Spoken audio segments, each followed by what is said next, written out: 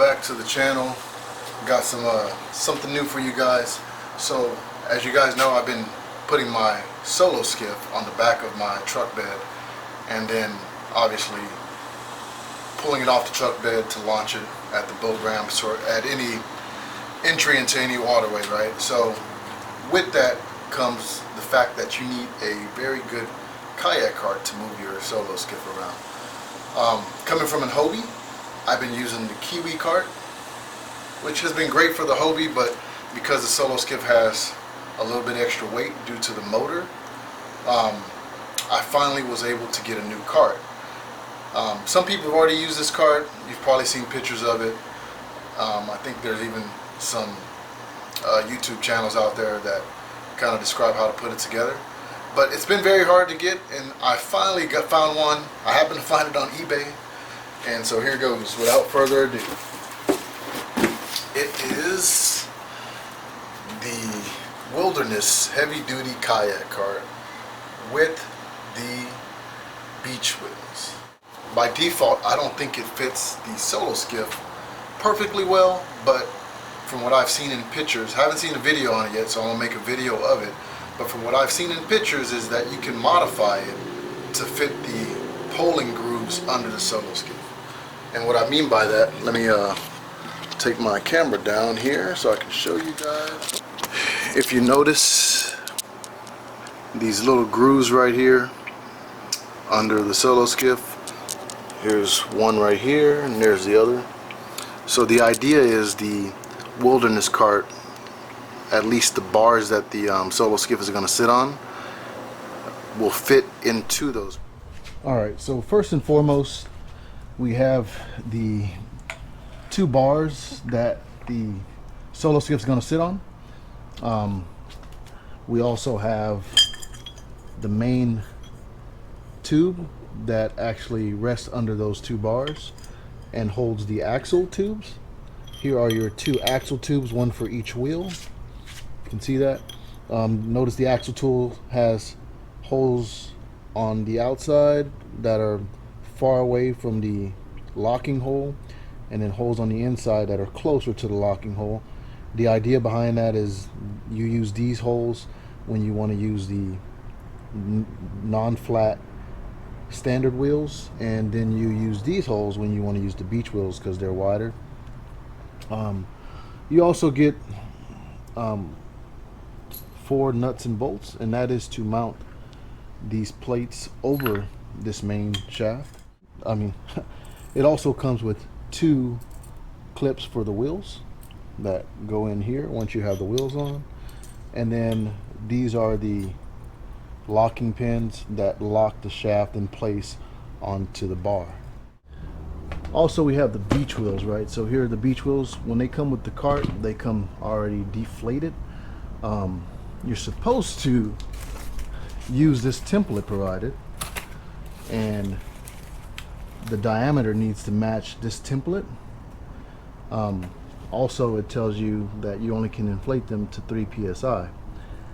What I did is I didn't pay attention to the template, and I just inflated them to 3 psi because obviously you can't exceed that. So why does this template even matter? I'm not sure, but let's take a look, see if we actually made it by doing that. Honestly, I think, let's see, I think we may be spot on here. Look at that. I just inflated them to 3 psi and we're pretty spot on. So there you have it. And last but not least, there's 2 straps. I probably won't even use those straps. I would probably use something a little better. These look pretty flimsy, but we'll see. We'll see how they work. So without further ado, I'm gonna go ahead and put the cart together real quick. Start with the tube.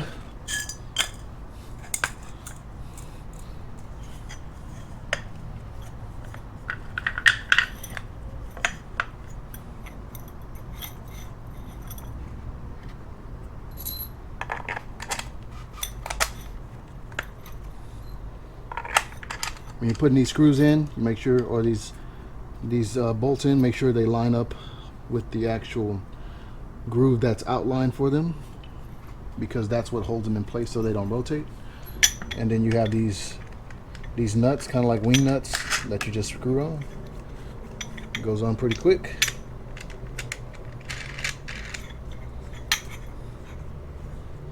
All right, that's one down, one to go.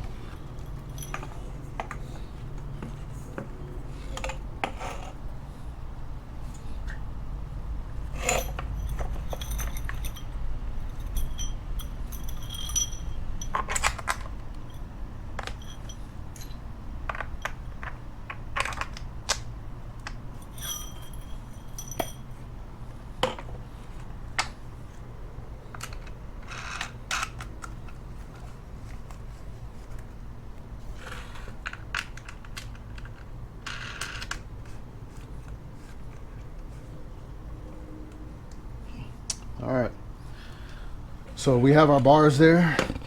So now we need to put the axles in. So as you can see, like I mentioned before, since I have the beach wheels, I'm going to be using this hole and this hole. If I had the regular wheels or the standard wheels, I would use this hole and this hole. Just because the standard wheels are narrower, the beach wheels are much wider. So I'll go ahead and put those on. You just slide it in to that hole, put your cotter pin, or whatever you want to call this. I'll say locking pin. Wrap that around. Go ahead and do the other axle.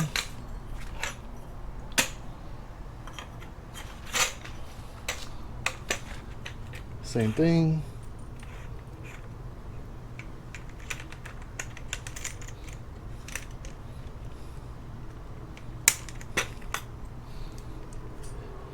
Alright, and then you grab your beach wheels. Obviously, if you're going to put these wheels on and you need to air them up, you need to probably have the air valve on the outside. So let's go ahead and do that.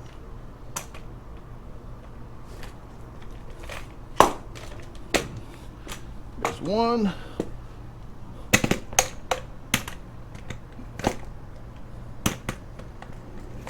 There we go. There's two. Go ahead and put the pin in place to hold them steady. Let's see. There we go. There we go. All right. And there you have it. That's how quick you can put this cart together. Honestly, the instructions were not too great. I do have them. I didn't really have to use them. I just winged it just because if you look at it, most of it's pretty self-explanatory. You can use the instructions if you want. I just didn't need them. So the other thing is, in order for you to adjust it to your kayak size or solo skiff size, which in this case won't matter for the solo skiff, more so for kayaks, unless you're putting them on the front of the solo skiff or something. But you can just loosen these a little bit, slide it over, retighten. Same with the other one. Loosen a little bit, slide it over, and retighten. All right.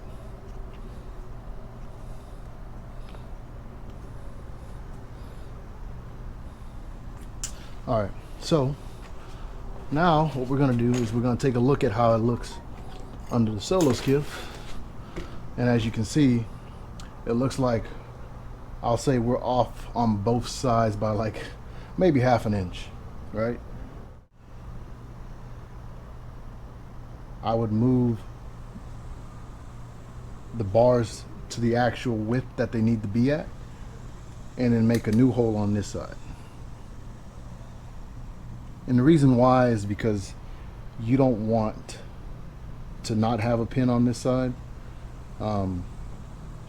There's all kinds of ways you can do it. You could probably put like a set screw right here just to hold these bars in place and not let them go any farther than they need to be. We'll go ahead and see how I do it here real quick. All right, to get this set up right, I'm gonna go ahead and take these wheels off.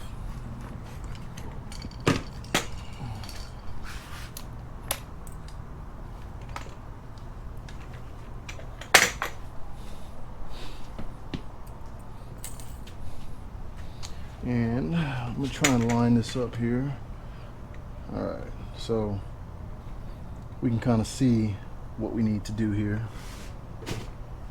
Let me get my tools.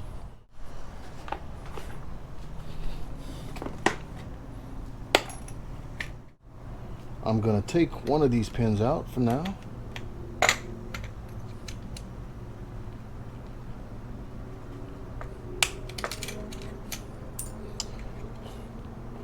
Get my drill bit to get a measurement of what size hole I need to drill, because remember, we're making a new hole to support moving these bars a half an inch out both ways, right? So let's see, that one looks good. What is this? Man, it's all rusted now. Thank you, Milwaukee, for giving me tools that rust. So that's 3/16, which that may not even be right actually. Let's try this one right here. Let's see. This one's 7/32. Actually, I think this is the right one. Right? So what I'm gonna do is I'm gonna pull both of these out.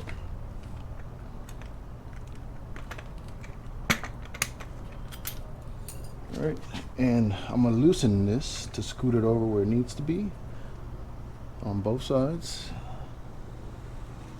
So let's measure up.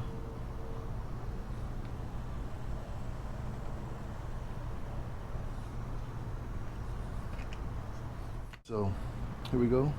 Let's move this over. Same with this one.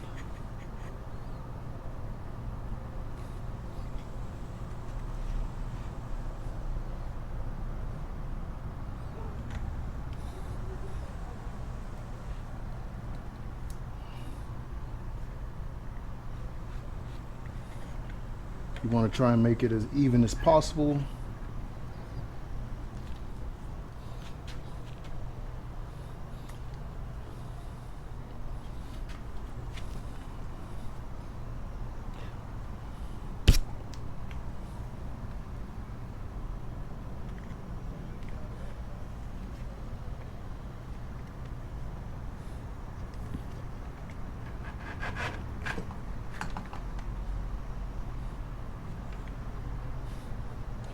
Alright, so we got our distance almost, but as you can see the markings are not even right here.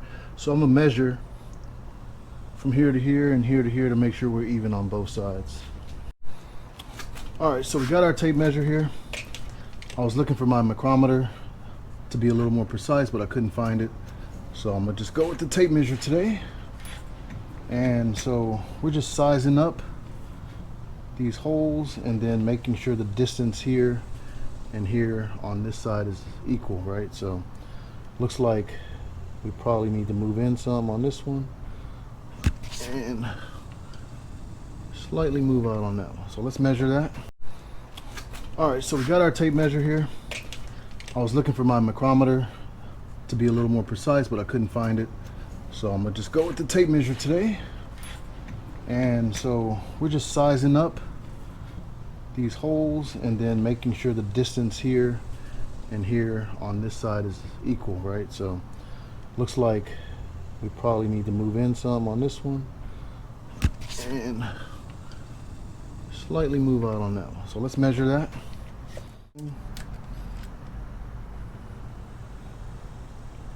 All right, we are at 5/8 inch right here. And let's see, we're also at 5/8 inch there, and we look pretty well lined up as far as I can tell. So I'm gonna tighten these up now so they don't move, right? All right, so it looks like we're in place. Our measurement is pretty good, or at least close enough. So I think we're where we want to be, right? So now what we need to do is we need to make a new hole to hold this axle in place.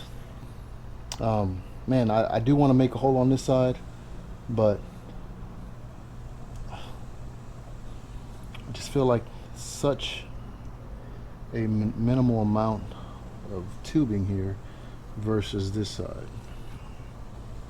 You know what? I'm gonna go ahead and make it on this side right here.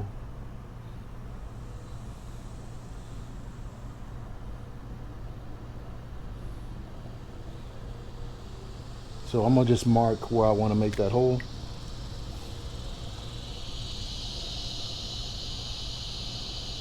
Probably somewhere right there. Same on this side. Okay, and so what we can do to make sure that this tube stays steady is we can just unscrew these.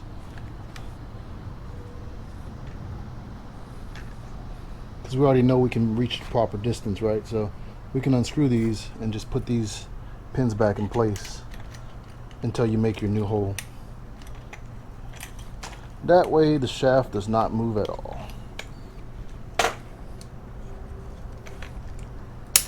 Alright, so that one's in place. Move this one back.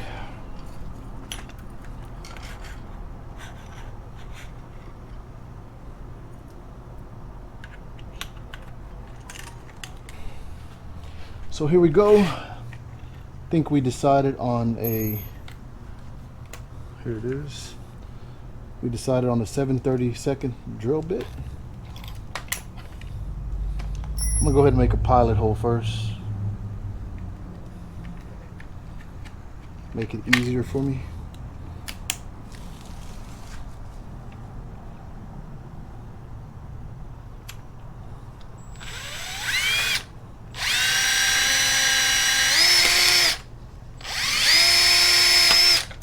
All right, we're through.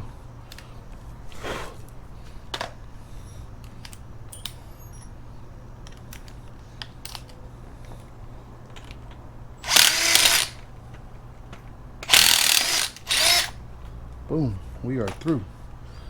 Test fit this. Man, look at that. Perfect fitment. All right, so we need to do the same on this side. So, as we did over there, make our pilot hole real quick.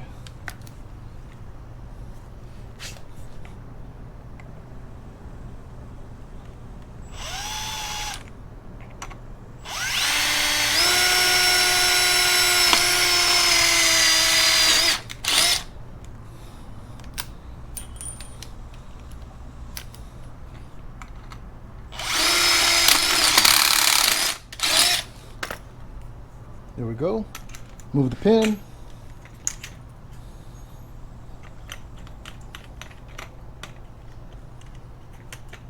Pin is through. Locked in place.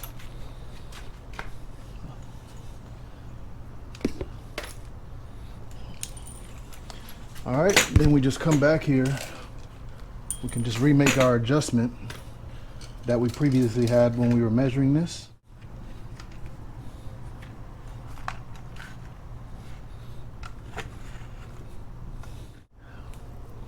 We know we were at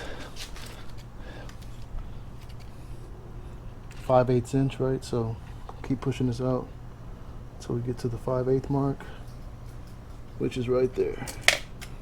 All right. Same thing on this side. We were at 5/8 inch, right? So push this out till we get to the 5/8 mark, and that's about right. Tighten down. Another way you can gauge it, you look right here, you have your marks, so they look pretty even. For the sake of keeping it lined up, I'm just gonna put my own mark. Another one. All right. And there we go. So I think we're ready.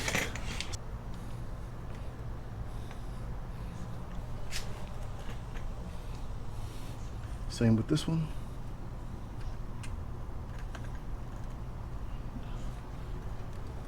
There we go. Now look at that.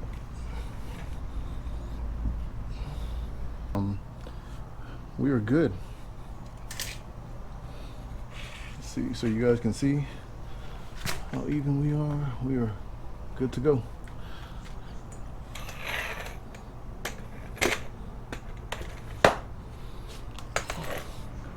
We're still a good fit on the wheels.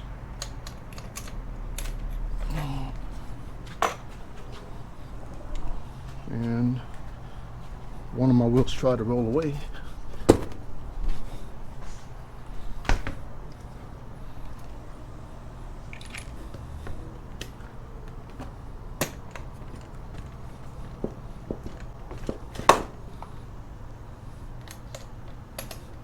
All right, and there we have it. So let's roll it. Let's see. With the wheels on, we are lined up, baby. We are lined up.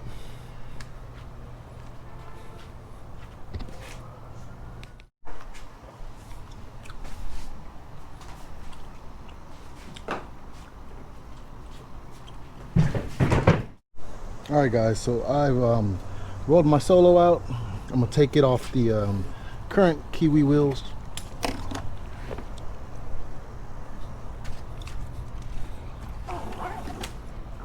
And I'm gonna pick it up, rotate it over to the new Wilderness Cart.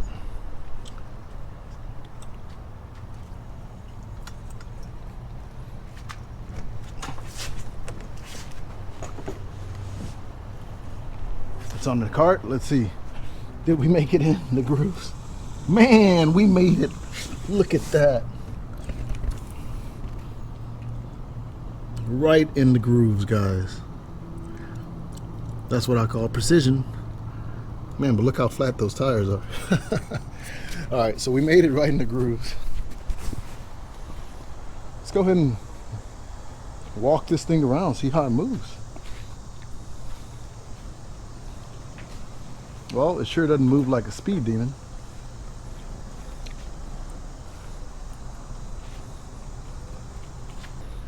All right, so one thing I did notice when using the actual Kiwi cart is that anytime I would hit a bump, the Solo Skiff would be tough to pull.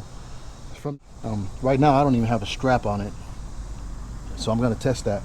But with this one, what would happen is, if it were to get stuck because of the wheels, one time I even broke one of these green paddings and I had to go find another one. Luckily I was able to find one pretty cheap on eBay. But yeah, so that's one of the reasons why I wanted to switch from this cart. Another reason is when you're launching on steep boat ramps and you don't have a trailer, one of the things that you face is the fact that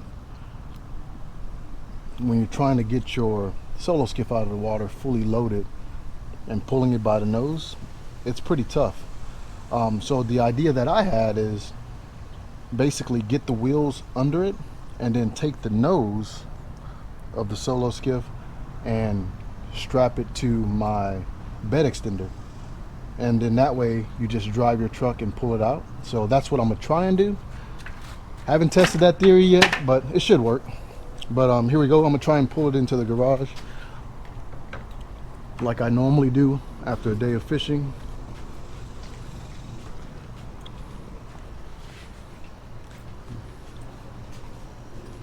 No straps.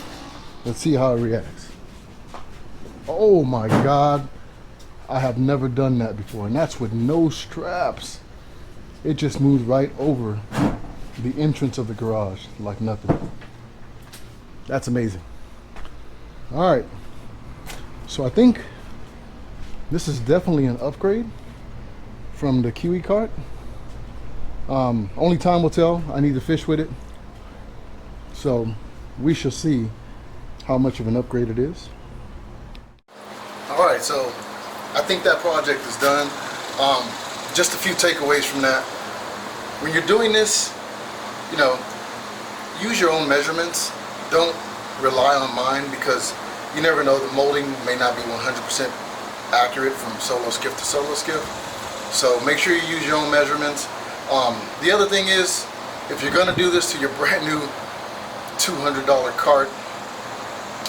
Actually a little more than 200 bucks, but if you're gonna do this to your brand new cart, just know that you're probably voiding your warranty, right? So if you feel like this is something you're gonna do, just keep that in the back of your mind. But other than that, so far I think just from the test of me rolling the Solo Skiff fully loaded into my garage, it works great. I mean, but when I do it with the Railblazer Kiwi wheels, every time I hit the step up in front of my garage, I have to put the Solo Skiff down in the front, come to the back, pick up the wheels, and push it in over that hump, and then pull it the rest of the way.